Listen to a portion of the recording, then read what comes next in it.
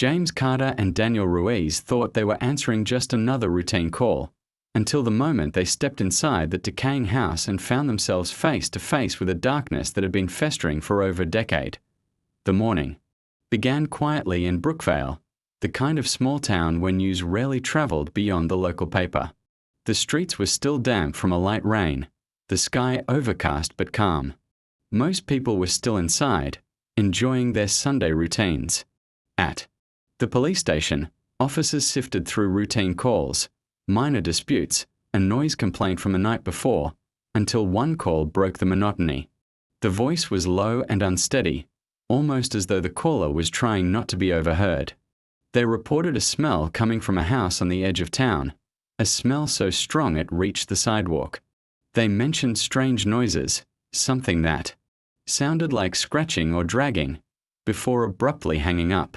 The dispatcher tried to call back, but the number was blocked. It was unusual, but nothing in the report hinted at the nightmare waiting to be uncovered. Two officers were sent to check the location. The address was familiar to them. It was a two-story house that had been in disrepair for years, its paint peeling away in large flakes, shutters hanging crookedly. The neighborhood was quiet, with only a few houses scattered along the road. As they approached, the air grew thicker, heavy with a stench that made them instinctively breathe through their mouths. It wasn't the smell of trash or an animal carcass.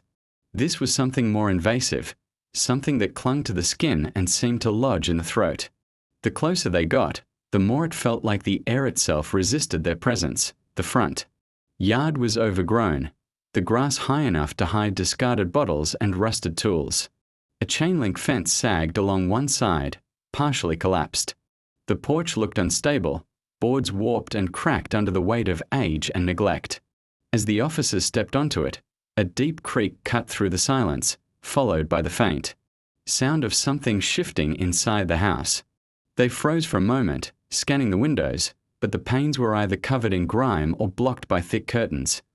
The smell was worse now, almost unbearable. One officer stepped back and looked toward the road, noticing how empty it was. No cars passed, no neighbors stood outside. The entire stretch felt abandoned, as though the house had repelled the life around it. Then they noticed the door. The paint was chipped away, revealing splintered wood beneath. Along the frame, deep, uneven scratches ran downward, some long and jagged, others clustered as if made in frantic bursts. The officers leaned closer, tracing the marks with gloved fingers, and realized they weren't made by an animal. The spacing, the depth, they looked like the result of human fingernails worn down to the quick. They called in their observations, their voices steady but quieter now. One tried the doorknob, finding it locked. What stood out was the way it was locked, secured from the outside with an old but sturdy padlock threaded through a steel latch. It didn't make sense. Most people lock doors from within to keep danger out, but this setup suggested something had been locked in. They exchanged glances, the unspoken thought already clear between them. The smell, the scratches, the sealed windows, it all hinted at something they couldn't yet explain. As they prepared to breach the door, a light breeze stirred through the trees, carrying with it a faint, metallic tang beneath the heavier stench. The wind seemed to slip through the cracks of the house and curl around them, leaving a cold, almost damp sensation along their necks. One officer stepped back, scanning the side of the building, and spotted a second entrance partially obscured by overgrown vines.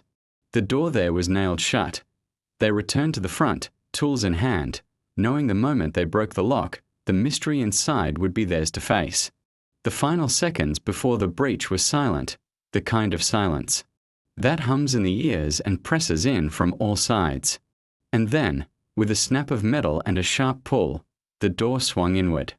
The wave of air that escaped was warm, foul, and so overpowering that it felt almost physical. It was the kind of smell that carried stories without words, stories no one wanted to hear. The house was waiting.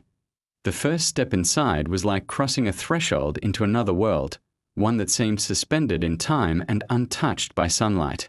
The air was so heavy with decay that it felt as though it clung to the skin, coating every breath with a sour, metallic taste. The faint light from the open doorway barely reached past the entryway, swallowed by the darkness deeper inside. Every surface was covered in a thin film of dust, but here and there were strange, smudged marks where something, or someone, had disturbed it. The wallpaper near the door was peeling in long, curling strips, revealing a grey, damp surface. Beneath, on the floor, stains in various shades of brown spread across the worn carpet like shadows frozen in place. The house was silent except for the faint groan of the wooden floorboards under their boots. Each sound echoed in an odd way, carrying through the air and returning in a way that made the rooms feel larger than they should be. There was a sense of something watching, not from any visible point, but from the weight of the atmosphere itself. The officers moved cautiously, sweeping their flashlights across the room. Furniture stood where it had likely been left years ago, a couch sagging in the middle, a coffee table layered with dust but scattered with items that didn't match the sense of abandonment. A mug half-filled with some unidentifiable sludge. Sat beside a plate, its contents mold into a greenish fuzz. Near the hallway, the officers noticed the floor was littered with broken glass. The pieces glinted faintly in the narrow beams of light, but their edges were dulled by grime. They stepped carefully, following the trail deeper into the house. The walls here were different. While the living room walls were faded and stripped, the hallway walls were smeared with streaks that looked almost like fingerprints dragged downward. The streaks were dark, their color muted in the dim light, but their shape was unmistakable. At the end of the hall, a door hung slightly ajar, its hinges rusted and groaning as it moved with the faint draft from outside. When they pushed it open, the smell intensified. It wasn't just the sour, decomposing odor anymore. There was also the sharp, biting scent of chemicals. The kitchen was in disarray. Cabinets hung open, some ripped from their hinges entirely. A refrigerator stood against one wall, unplugged, its door cracked just enough to let a thin stream of brown liquid drip to the floor. The source of the sound they had heard earlier became clear. It was that slow, rhythmic drip, pooling beneath the refrigerator and spreading toward the center of the room. The window above the sink was covered with a curtain nailed into the frame. Around the edges of the curtain, strips of duct tape had been added, sealing the glass completely. The tape was brittle and yellowed with age, but its purpose was clear. It was meant to keep light from getting in or out. On the countertop, a large butcher knife lay beside a cutting board, both coated in a dark residue that had dried into a crust. As they scanned the room, one of the officers noticed something unusual about the far corner. The linoleum flooring was uneven there, bulging slightly upward, as though something beneath was pushing it toward the surface. Beside it, a door led to the back porch, but it was locked from the inside with a chain latch. That, combined with the boarded windows, made the house feel less like a residence and more like a sealed container. They moved to the corner of the kitchen where the bulge in the floor was most pronounced, but before investigating it further, a different detail caught their attention: a narrow door almost hidden beside the refrigerator. It was painted the same color as the wall, blending into the background, and without the beam of the flashlight catching its edge, it would have gone unnoticed. The doorknob was different from the others in the house. It was heavier, more secure, and bore deep scratch marks similar to those on the front door frame. The officers exchanged a look. The smell seeping from the crack beneath the door was far stronger, as if whatever lay beyond had been trapped and fermenting in the dark for far too long. They could hear nothing from the other side, but the air leaking through was warm, humid, and clung to them in a way that made their skin crawl. They knew without speaking that this was where the true source of the house's horror waited. They gripped their tools, braced themselves, and prepared to open it, unaware that the stairs behind it would lead them deeper than they were ready to go. The lock on the narrow door gave way with a metallic snap, and as it swung open, a breath of air escaped from the darkness below. It was heavier here, wet and rancid, the kind of odor that made every instinct in the body recoil. The opening revealed a steep staircase descending into a black void. The light from above barely touched the top steps, fading quickly into thick shadows. The wooden boards were warped with age and coated in a thin layer of grime that made them slick underfoot. Each step groaned as though protesting the intrusion. The officers descended slowly, the beams from their flashlights cutting through the gloom in narrow cones. The deeper they went, the more the house seemed to change. The smell of rot was almost suffocating, but now it was mixed with something sharp, industrial, chemical, and clinging. The walls along the staircase were lined with plastic sheets, thin and brittle in some spots, sticky and sagging in others. They were held in place by strips of duct tape, but the tape was stained, the edges curling away. Behind the plastic, the faint outline of the basement walls showed signs of water damage and large, uneven stains dotted the bottom of the stairs. The space opened into a wide, low-ceilinged room. A single bare bulb dangled overhead, swaying slightly as though disturbed by their arrival. It cast a dim, yellow light that illuminated only the center of the room, leaving the corners in heavy shadow. In that pool of light stood a rusted metal table. Its surface was scratched and pitted, covered in dark stains that had seeped into the metal over time.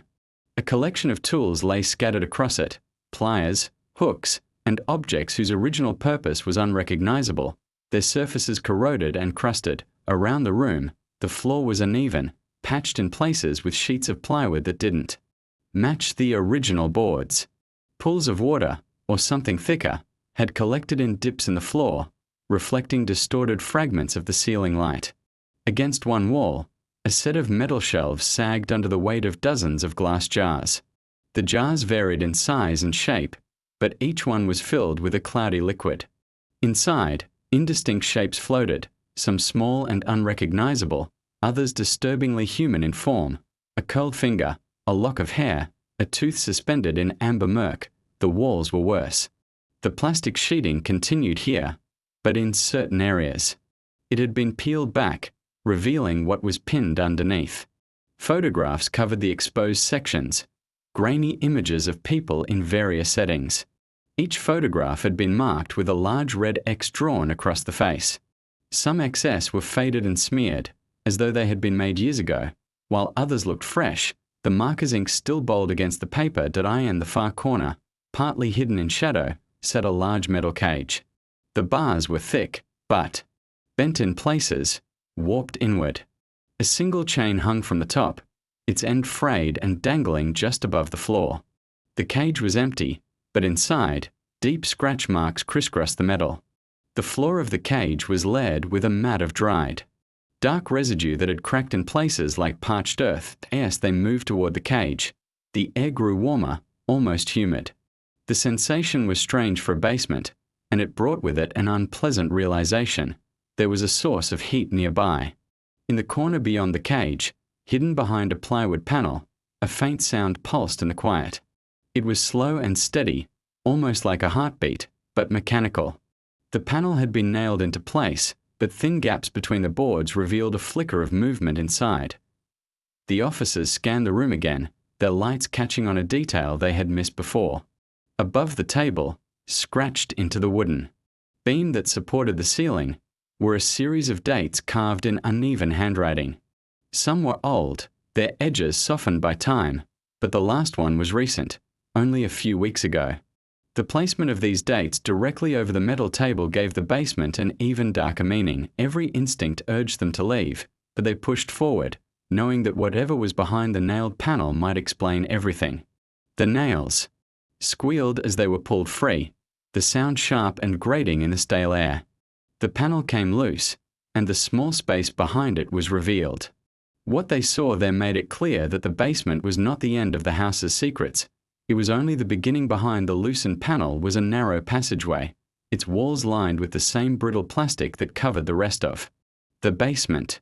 The space was so tight that the officers had to move single file, their shoulders brushing against the walls as they advanced. The floor beneath their boots was uneven, patched with mismatched boards, some soft from moisture and others warped from heat. The deeper they moved into the corridor, the more the air seemed to change. The heavy stench of rot was still there, but now it carried undertones of something sickly sweet, a smell that clung to the back of the tongue and made every breath feel contaminated. The passage split into two, each direction disappearing into darkness. They took the left first, their flashlights revealing a room that seemed almost staged. Against the walls stood rows of mannequins, each dressed in clothing that was filthy, torn, and stained in deep, dark patches. The mannequins' faces were smeared with black paint, obscuring their features, and their postures were unnatural, twisted at odd angles, some leaning forward as though reaching for the intruders. In the corner of the room, a large mirror leaned against the wall, cracked into a web of sharp lines. The reflections fractured the scene into dozens of warped images, making the mannequins appear to shift when viewed from different angles. They backed out of the mannequin room and followed the other branch of the corridor. The next space was worse. Dozens of old televisions were stacked along the walls, each screen flickering with static. The faint hiss from the speakers created a low, constant hum that pressed against the eardrums. On closer inspection, some of the screens were not showing random static at all. They displayed distorted, grainy footage that looked like security camera recordings. Figures moved across the frames, but the images were so degraded it was impossible to tell if they were people or shadows. The footage jumped and looped without warning, as though whatever it showed had been replayed countless times. Beyond the television room was the largest space yet, and the most disturbing. The walls here were stripped bare, revealing stained concrete that had been etched with symbols, shapes, and crude drawings in what looked like a mix of charcoal and something darker.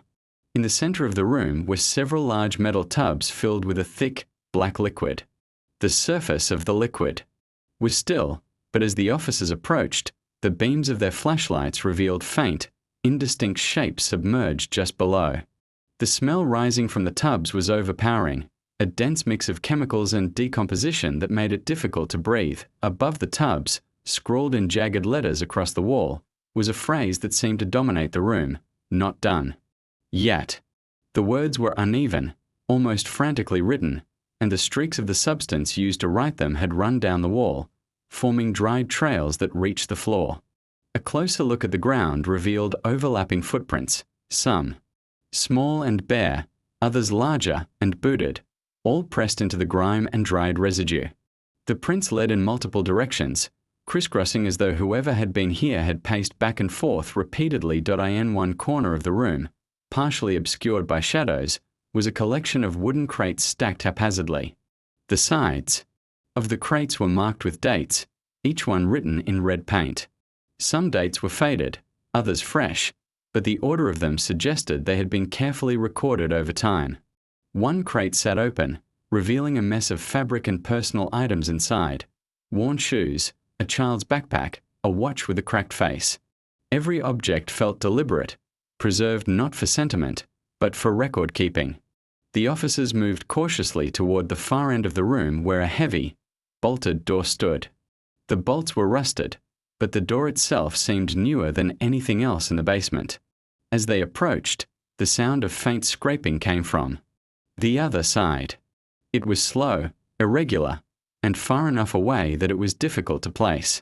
The noise stopped abruptly, leaving only the hum of the televisions in the distance and the oppressive silence that seemed to fill every corner of the space. They didn't open the bolted door. Not yet. There were too many unanswered questions, and too many paths still unexplored. Instead, they turned back toward the passage, but the feeling that something in that room was still moving lingered with them. Whatever had happened here was not a relic of the past. It was active, recent, and unfinished. At the far end of the passage, beyond the maze of mannequins, televisions, and tubs, they discovered a smaller door, nearly hidden behind a leaning shelving unit. The unit was loaded with boxes, some sagging from moisture, their cardboard warped and edges curling. The officers moved the shelves aside, the scraping of metal legs against the floor echoing down the narrow corridor. The door behind it was plain, unpainted, and secured with two rusted latches that crumbled slightly as they were forced open. The room beyond was small, cramped, and colder than the rest of the basement. The first thing that stood out was the collection of boxes stacked neatly against the back wall. Unlike the damaged, decaying crates in the larger rooms, these were in surprisingly good condition, sealed tightly with layers of tape. Each one had a label affixed to the front, written in the same jagged handwriting seen earlier. The labels listed names, dates, and locations. Some dated back more than 15 years, their paper yellowed with age, while others were so recent that their ink still looked fresh. Curiosity drove the officers to open one of the older boxes. Inside was a neatly arranged assortment of personal belongings: a woman's leather wallet with an expired driver's license, a delicate silver bracelet, a set of keys still attached to a novelty keychain, and a photograph of a smiling family standing in front of a cabin. The items seemed random at first, but the way they were placed, carefully, almost ceremoniously, suggested they were trophies, tokens preserved to remember their owners. Another box, newer this time, revealed an even more chilling reality. Inside were belongings from someone reported missing just weeks ago. A cell phone, its screen cracked, a folded hoodie, and a notebook with handwriting that abruptly stopped mid-sentence. The discovery confirmed that whatever horrors had unfolded in this house were not confined to the past. The person behind them had been active recently, possibly even in the days before the call that brought police here. On a low shelf in the corner sat a collection of glass jars similar to those seen earlier. These were smaller, their contents harder to identify, but one jar contained a clump of long, dark hair, bound together by a piece of string. Another held something that appeared to be a fragment of fabric, stained and stiffened with an unidentifiable substance. Each jar was labeled with a date that matched one of the boxes on the shelves, connecting them directly to the victims. As the officers catalogued what they were seeing, a noise broke the stillness. It was faint, almost too soft to register at first, a subtle crack of a twig, the shift of weight on loose dirt. It came from somewhere beyond the basement, outside the house. One officer moved to the single, narrow window at the top of the far wall. The glass was coated with grime, but a flashlight beam through it revealed the tree line just beyond the property. For a moment, there was nothing. Then, between two trees, a shadow shifted. It was tall, thin, and unnervingly still. The shadow lingered for several seconds, then moved with a suddenness that made it difficult to track, disappearing deeper into the woods. The realization settled over them quickly. The person who had created all of this was not gone. They had been close enough to watch. Whether the shadow had been there the entire time or had arrived after the police entered was impossible to know, but it meant the danger was far from over. They finished securing the room, marking it for evidence collection, but the sense of being observed followed them back up the narrow basement stairs. Even as they stepped into the daylight, the overgrown yard felt wrong, as though the trees themselves were hiding something. The quiet street remained empty, but the oppressive weight of what they had found still clung to the air. The house was sealed for investigation, but the knowledge remained with everyone who had stepped inside. This was not a case that could be neatly closed. The trophies, the photographs, the fresh dates, they were pieces of a puzzle that stretched back over a decade and was still unfinished. Somewhere, the person responsible was walking free, carrying the next box's contents in their mind. Opening. That door had not just uncovered the past, it had invited something darker into the present, and there was no way to know when it would surface again.